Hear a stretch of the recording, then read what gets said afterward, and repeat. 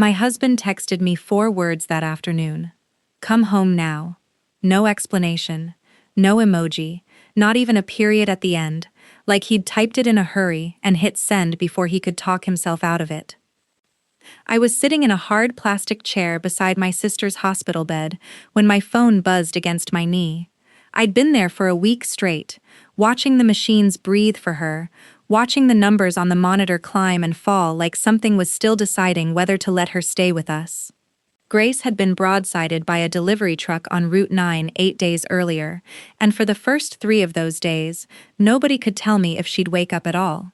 So when I saw those 4 words from Mark, my stomach dropped the way it does when you're driving, and the road disappears for half a second on black ice. My first thought wasn't about him. It was about Sophie. Our daughter was 11 years old, and my mind went straight to every terrible possibility a mother's mind goes to. A fall, a fever, a car, a stranger. I told the nurse I had to leave. I told Grace, who was somewhere between sleep and awake, that I'd be back as soon as I could, and I kissed her forehead, and I drove home so fast I don't fully remember the roads. The porch light was on when I pulled into the driveway, which struck me as strange because it was barely 5 in the afternoon. Every window in the house glowed. I remember thinking, for one absurd second, that maybe it was a surprise. Maybe Mark had finally noticed how exhausted I was and decided to do something kind. Order dinner, get Sophie to make me a card, something small. That thought lasted exactly as long as it took me to open the front door. The kitchen was full of people. Mark's mother sat stiffly at the table with her purse still on her lap, like she hadn't planned on staying long, or like she wanted to be ready to leave the second things got ugly. Mark's father stood near the sink with his arms crossed. And Diane, Mark's older sister, who has never in 14 years knocked before walking into my house, stood closest to the counter, arms folded, chin lifted, wearing the expression of someone who has been waiting a long time to say something and is finally getting her chance. Nobody said hello.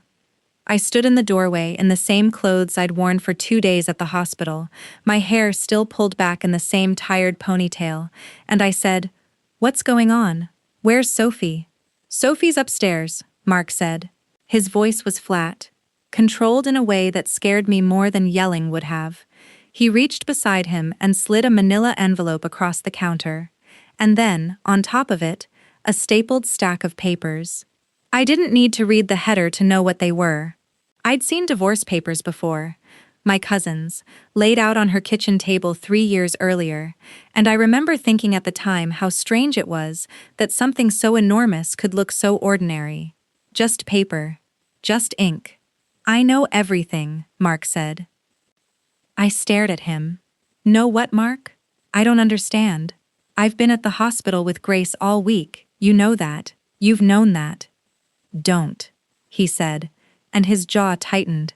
"Don't stand there and lie to me in my own kitchen." I looked past him at his mother, whose eyes wouldn't meet mine, and then at Diane, who was watching my face the way you'd watch someone open a gift you already knew the contents of, waiting, almost eager, for the moment my expression would crack. "Somebody needs to tell me what is happening," I said, and my voice came out smaller than I wanted it to. Diane pushed off the counter and walked toward me, holding her phone out like a weapon. "Tell him yourself," she said, and there was a smirk underneath the words, thin and satisfied. "Go on, Claire. Explain the photos. Explain the hotel receipt. Explain why you told all of us you were at the hospital when—" "What photos?" I said.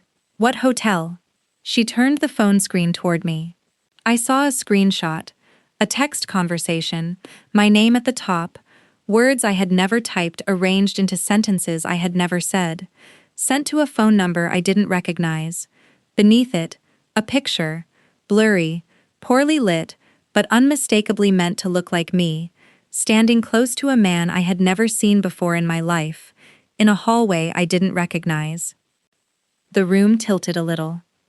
I I started, and that was as far as I got, because Mark's mother stood up from the table so fast her chair scraped hard against the floor, and she pointed one shaking finger at the front door.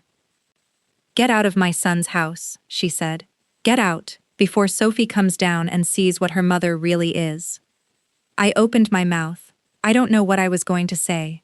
I'm not sure there were words in me at all in that moment, just a kind of ringing silence, the sound your ears make right after something loud and terrible.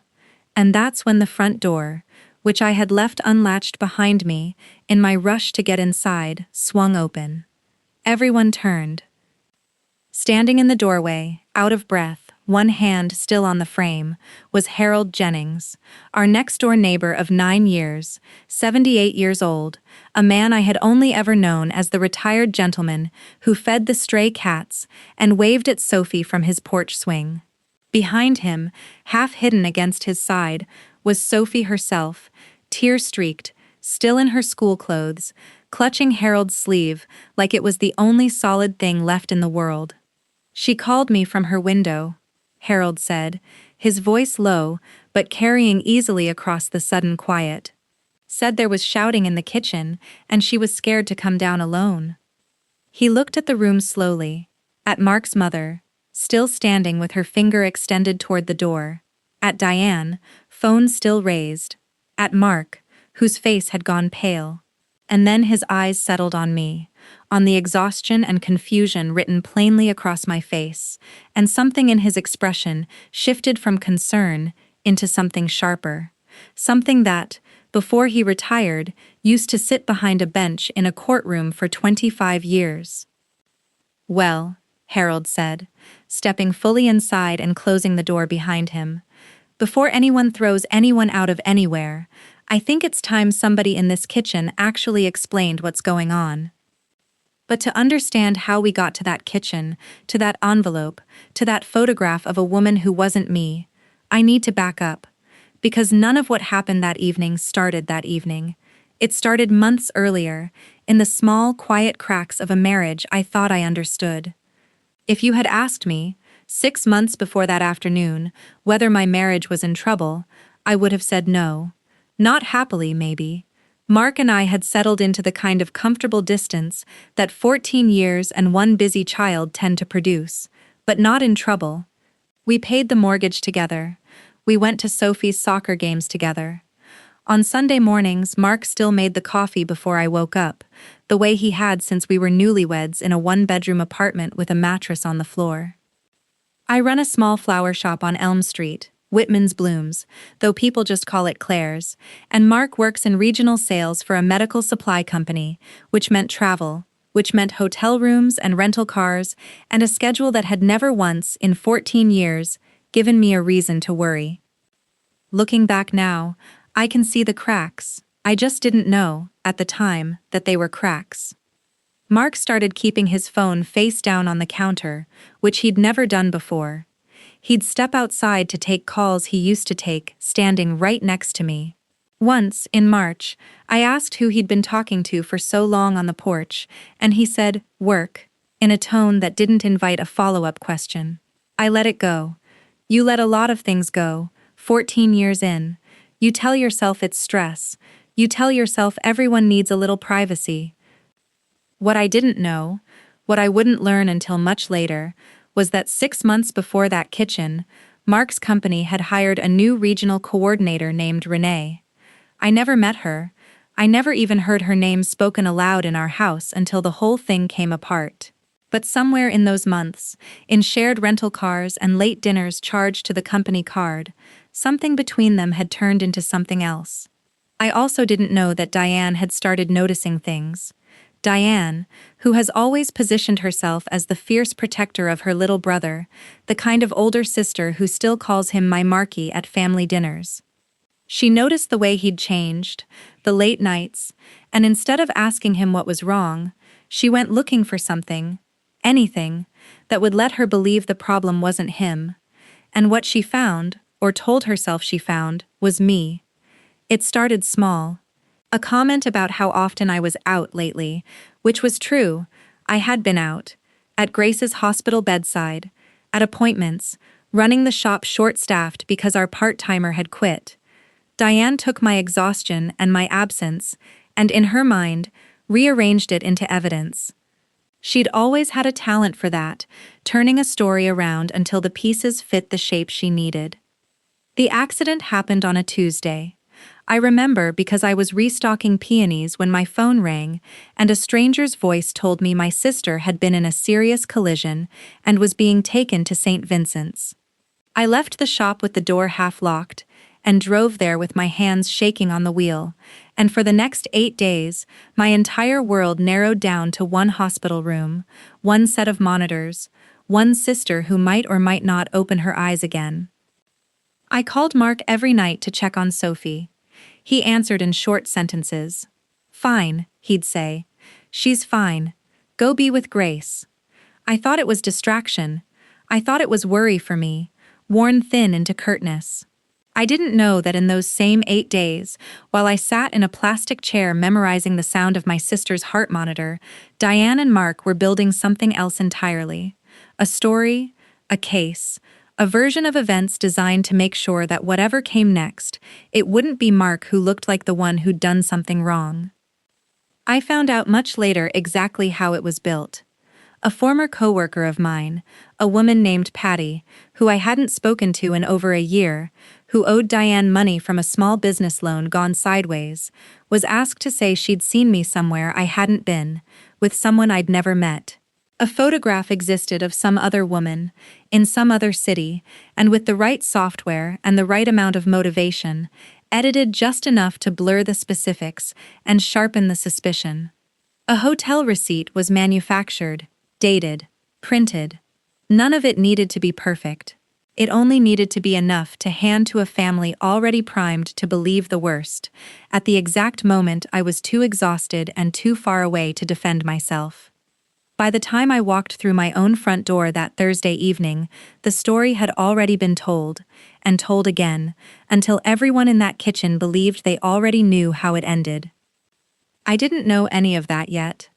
All I knew, standing in my kitchen with divorce papers under my hand and a stranger's photograph glowing on Diane's phone, was that my whole life had rearranged itself while I wasn't looking, and I had no idea why. That's where Harold found me. Not literally in that moment. He'd arrive a beat later, pulled by Sophie's frightened phone call, but that's the woman he was walking in to help. A woman standing in the wreckage of an accusation she didn't understand, too tired and too blindsided to defend herself, and about to be thrown out of her own home for a crime that had never happened. Harold Jennings had been a family court judge for 25 years before he retired. Most of what I knew about that history came from small talk over the fence. A joke here, a mention there. The framed photograph of him in his robes that Sophie had once asked about. Fascinated. The way children are fascinated by anything that looks like a costume. I don't think I'd ever really registered what those 25 years meant until I watched him step into my kitchen and, without raising his voice even slightly, take control of a room that had, 30 seconds earlier, been ready to throw me into the street.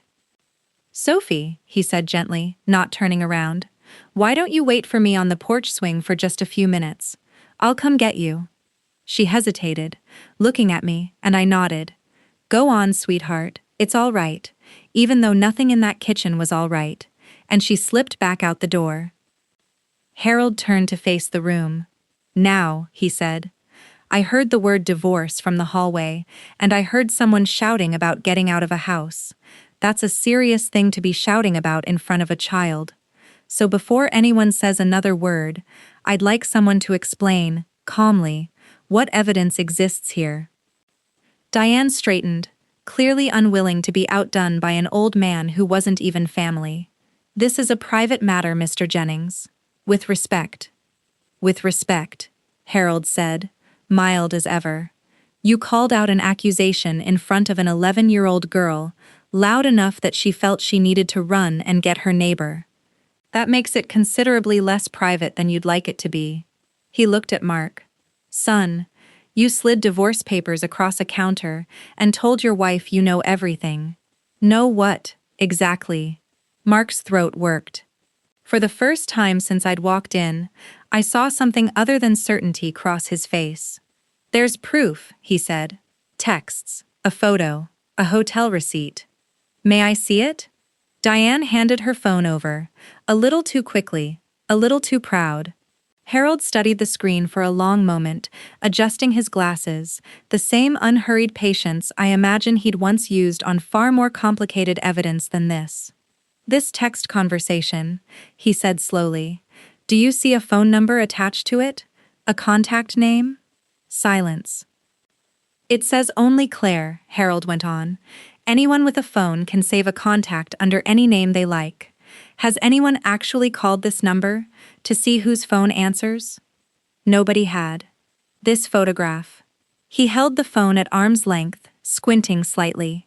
"It's dark, it's blurred. I can make out a woman's shoulder and the back of a man's head, and very little else. Has this been shown to Claire before tonight, so that she could tell you where and when, if ever, it was taken?" Diane's mouth opened and closed. "And the receipt," Harold said, handing the phone back. "A printed piece of paper is easy to produce. Where's the actual reservation confirmation, the credit card statement, anything from the hotel itself?" The kitchen had gone very quiet. Mark's mother had sat back down. Mark himself was staring at the counter like the papers on it had suddenly become very interesting, unable to look at me or at his sister. "I've spent 25 years," Harold continued, "watching families destroy each other over things that turned out, when you actually looked closely, to be built on nothing at all. And I've watched families destroy each other over things that turned out to be true, and even then, the ones who survived it with any dignity were the ones who slowed down long enough to be sure before they acted." He turned to me. "Claire, has anyone asked you, calmly, where you've been for the last 8 days?" "At St. Vincent's," I said, my voice cracking despite everything I was doing to hold it steady. "With my sister. She was in a car accident. I have visitor sign-in sheets with my name and the date and time on every single page, because they make you sign in every time you enter the ICU. I have text messages to the nursing staff. I have a shop I've barely been able to keep open because I haven't left that hospital in over a week." I looked at Mark. "I don't know who that woman in the photo is. I don't know what number that is. I don't understand what's happening to me right now." Harold nodded slowly, as if this confirmed something he'd already suspected. "Then I'd suggest," he said, addressing the room now, "that nobody make any more decisions tonight. Claire, I think it would be wise for you and Sophie to come stay at my place for a few days, just until things settle and everyone can think a little more clearly." He looked at Mark and Diane in turn, "and I'd strongly suggest that before this family destroys itself over a blurry photograph and an unverified receipt, someone consult an actual attorney, one who deals in evidence, not accusations." Nobody argued. I think, in that moment, nobody quite had the nerve to argue with a man who had spent a quarter-century deciding exactly these kinds of matters for a living. I gathered a bag for Sophie, with hands that wouldn't quite stop shaking. As we walked out to Harold's car, Sophie tucked into the back seat with her stuffed rabbit clutched against her chest. Harold walked beside me and spoke quietly. "For what it's worth," he said, "I've known you 9 years, Claire. I've watched you run yourself ragged for that flower shop and that little girl, and now your sister, and I have never once seen a woman with less time on her hands to be sneaking around in hotels." He allowed himself the faintest smile. "Trust the paper trail, not the anger in the room. Anger lies. Paper, when it's real, generally doesn't." I didn't know yet how right he'd turn out to be, or how much paper, real and fake both, was about to come pouring out of my marriage. Rebecca Sloane's office was on the second floor of a converted house near the courthouse, with a waiting room that smelled like coffee and old carpet, and a manner that put me at ease within the first 5 minutes. Harold had called her that same night. An old colleague of his, he explained, one of the sharpest family law attorneys in the county, someone who did not, in his words, waste her client's dignity on a case that wasn't worth fighting. I told her everything, the kitchen, the papers, the photo, the receipt. She listened without interrupting, taking notes in a slanted, efficient hand, and when I finished, she set her pen down and looked at me steadily. "The first thing we're going to do," she said, "is figure out exactly what that phone number is and exactly where that photograph came from. Fabricated evidence has fingerprints, Claire, even when people think they've been careful. It just takes someone willing to look closely." It took her investigator less than a week to find the cracks. The phone number that had supposedly been texting with Claire traced back to a prepaid line purchased in cash at a drugstore 2 towns over. No name attached, no history, the kind of phone number that exists for exactly one purpose and is then discarded. The photograph, when examined by a digital forensics specialist Rebecca brought in, showed clear signs of manipulation. Mismatched lighting between the two figures, compression artifacts around the edges of the woman's silhouette that suggested she'd been layered into the image rather than photographed within it. And the witness who'd claimed to have seen me at a hotel, a woman named Patty, whom I hadn't spoken to in over a year, turned out to have an outstanding personal loan from Diane, one that had quietly, conveniently, been forgiven 3 weeks before that kitchen confrontation. "She was paid," I said, when Rebecca laid it out for me, and I heard my own voice come out flat with disbelief. "Not with cash, with debt. Diane forgave her loan to get her to lie." "It appears that way," Rebecca said carefully. "We'll need to prove it, but the timeline is very suggestive." While Rebecca's investigator worked on unraveling the fabricated evidence, I went back to the house one afternoon, while Mark was at work, to collect more of Sophie's things. The house felt strange to walk through, like a place I used to live, rather than the place I still, technically, did. Mark's laptop sat open on the kitchen table, the screen dimmed but not locked, and as I passed it, a message notification lit up the corner of the screen. I want to be honest and say I hesitated. Some instinct in me, some old habit of respecting a privacy that, as it turned out, hadn't been extended to me in months, almost made me walk past it. But something about the name on the screen stopped me cold. Renee. I'd never heard that name in our house. Not once, not from Mark, not from Diane, not from anyone. The message read, "Everything's going the way we planned. Diane got them all convinced. She won't even see it coming." My hands went cold. I sat down slowly in the chair, across from the laptop, and with a strange, detached calm, I still don't fully understand, I began scrolling. What I found, over the next 20 minutes, rearranged everything I thought I knew about the last year of my marriage. Renee was a regional coordinator at Mark's company. The messages between them went back nearly 8 months, casual at first, then unmistakably not casual, then, in the last 2 months, openly discussing a future together. A future that, it became clear as I kept reading, required me to be gone from the picture in a way that wouldn't cost Mark half of everything we'd built. One message, dated 3 weeks before Grace's accident, read, "Talked to a lawyer today. If I can show she was unfaithful, custody and the settlement look completely different. Diane thinks she can make it convincing." Another, from the week I'd spent at the hospital. "She's distracted with her sister right now. Perfect timing, honestly. She won't be paying attention to anything else." I photographed every screen I could before closing the laptop exactly as I'd found it, my heart pounding so hard I could feel it in my ears. Then I opened the folder Mark kept for our shared finances, more out of a kind of dazed instinct than any plan, and found what Rebecca would later confirm was the final piece of the puzzle. A second bank account, opened 8 months earlier, into which nearly $31,000 had been quietly moved from our joint savings in small, unremarkable transfers, the kind designed never to trigger a second look. I drove straight to Rebecca's office with my phone full of photographs and my whole body shaking. "He didn't find out about an affair and panic," I told her, laying it all out on her desk. "He planned this. He and Renee planned this, and Diane helped them do it, and they used the 1 week I was too exhausted and too scared about my sister to notice anything, to build a lie big enough to throw me out of my own house. Rebecca looked through the screenshots slowly, her expression hardening with each one.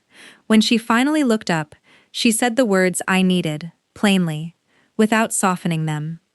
"Claire, this isn't just a messy divorce anymore. This is fraud. Fabricated evidence, financial concealment, a coordinated effort to secure custody and assets through deception. We're taking every piece of this to court." The hearing was set for late October, nearly 3 months after the night I'd walked into my own kitchen and found my life rearranged without my knowledge.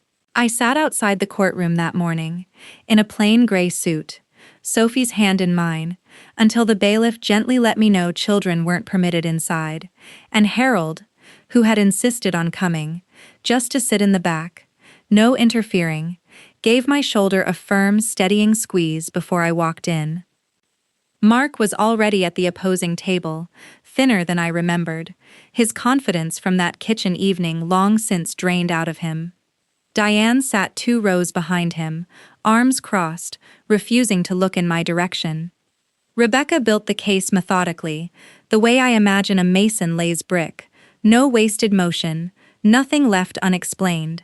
She presented the forensic analysis of the photograph, walking the judge through each sign of digital manipulation. She presented the burner phone records, the timeline connecting its purchase to a cash transaction 2 towns away, 1 week before it began texting with my name attached.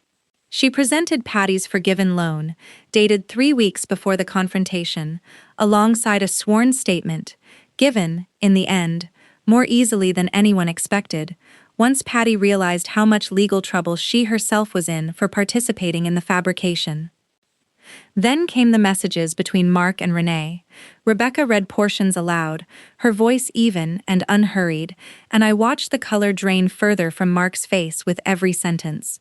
"She won't even see it coming. Perfect timing. Diane thinks she can make it convincing." When Rebecca called Diane to answer questions about the loan forgiveness, about a string of calls to Patty in the weeks before the confrontation, about her own texts to Mark discussing how we'll present it to Mom and Dad, I watched something in my sister-in-law finally crack. Her answers grew shorter. Her chin, which had stayed defiantly lifted through most of the morning, began to drop. At one point, asked directly whether she had ever verified any of the evidence before presenting it to the family as fact, she was silent for a long moment before saying quietly, "No, I believed what I wanted to believe." It was the closest thing to an admission the room had heard all day, and I saw it land on her, not just as a legal problem, but as something heavier. The recognition, maybe for the first time, of what she'd actually done. The judge, a measured woman named Judge Alvarez who had clearly seen every version of family cruelty a courtroom could offer, took a long pause before delivering her findings. She noted, for the record, that the evidence presented against me had been deliberately fabricated with the apparent intent to secure a favorable custody and financial outcome through fraud, and that such conduct, particularly when timed to exploit a family medical emergency, was a serious abuse of the judicial process and of trust within a family. Primary custody of Sophie was granted to me. The concealed funds were ordered returned to the marital estate in full. Mark was ordered to cover my legal expenses related to the fraudulent claims, and the judge noted, pointedly, that any future custody arrangements would require supervised counseling, given what she called the demonstrated willingness to weaponize a child's home life for personal gain. When it was over, I walked out of that courtroom into the hallway where Sophie was waiting with Harold, and she ran to me the way she used to when she was much smaller, arms wrapping around my waist, her face pressed into my side. "I never believed them, Mom," she said, muffled against my jacket. "Not for one single second. I don't think I've ever needed to hear anything more than that, in my whole life, than my daughter's voice telling me she never doubted me, not even when every adult in the room that night had. People sometimes ask me, now that time has passed, how I managed to survive that year without becoming bitter. I don't have a clever answer. Mostly, I think, I was too busy, rebuilding the shop's schedule, helping Sophie adjust to a new rhythm of weekends, learning how to be the only adult in a house again, to spend much energy on rage. And somewhere in that busyness, the anger I did feel simply had less and less room to live. Grace recovered, slowly but fully, and to this day she says the hardest part of her whole ordeal wasn't the accident itself, but finding out, weeks later, what had been happening at my house while she lay unconscious and I sat faithfully by her side. She has never quite forgiven Diane for using that week the way it was used, and I understand why. I've made my own peace with it more gradually. Diane came to my door on a Saturday afternoon about 5 months after the hearing. I almost didn't answer. Old instinct, the kind that doesn't fade overnight. But Sophie was the one who looked through the window and said quietly, "It's Aunt Diane," in a tone that wasn't quite forgiving, but wasn't quite closed off either. She stood on my porch, looking smaller than I remembered her, the sharp confidence gone out of her posture entirely. She didn't ask for forgiveness outright. She said she'd spent months replaying that night in the kitchen, replaying the moment she handed her phone to Harold and watched, in real time, every piece of her certainty come apart under simple questions. She said she'd wanted so badly to protect her brother that she'd stopped asking herself whether what she was protecting him for was even true. "I'm not asking you to trust me again," she said. "I don't think I've earned that, and I'm not sure I will for a long time. I'm asking if there's any chance, someday, I could be something to Sophie again. Even a small something." I told her the truth, that I couldn't promise what our relationship would look like, that some things had broken in a way that doesn't fully mend. But I also told her that I wasn't interested in raising my daughter to carry a grudge as her inheritance, and that if Diane was serious about doing the slow, humble work of rebuilding trust, I wouldn't stand in the way of small steps. She cried on my porch, and for the first time since that terrible night, it didn't feel like a performance. It felt like a person finally reckoning honestly with what she'd done. Harold, for his part, has become something like a permanent fixture at our kitchen table. He comes over most Sunday evenings now, and Sophie has taken to calling him Judge Harold with a kind of affectionate pride, as though having a retired judge for a friend makes her slightly famous at school. He never talks much about that night, but every so often, when the two of us are alone doing dishes, while Sophie does homework in the next room, he'll say something like, "Paper doesn't lie, Claire. People do. But paper, eventually, tells the truth if you're patient enough to look at it closely." I think about that a lot. I think about how close I came, in that kitchen, to being defined by an accusation instead of a fact. How easily an entire family decided who I was based on a blurry photograph and a stranger's phone number, without once asking me a single calm question. And I think about how the thing that saved me wasn't anger, and it wasn't revenge. It was patience. It was refusing to let the loudest voice in the room become the truth, and trusting that if I stayed steady long enough, the real story would eventually stand up on its own. Mark and I speak now only about Sophie, school events, doctor's appointments, the small logistics of two lives that used to be one. He completed the counseling the court required, and slowly, carefully, he's rebuilding something with our daughter that doesn't involve me at all, which is exactly as it should be. I don't carry hatred for him, I carry something closer to a quiet, permanent disappointment, and I've made peace with the fact that the two of those can live in the same heart without one destroying the other. If there's anything I hope you take from my story, it's this. Don't let a room full of raised voices convince you of anything the facts haven't earned yet. Truth is slower than accusation.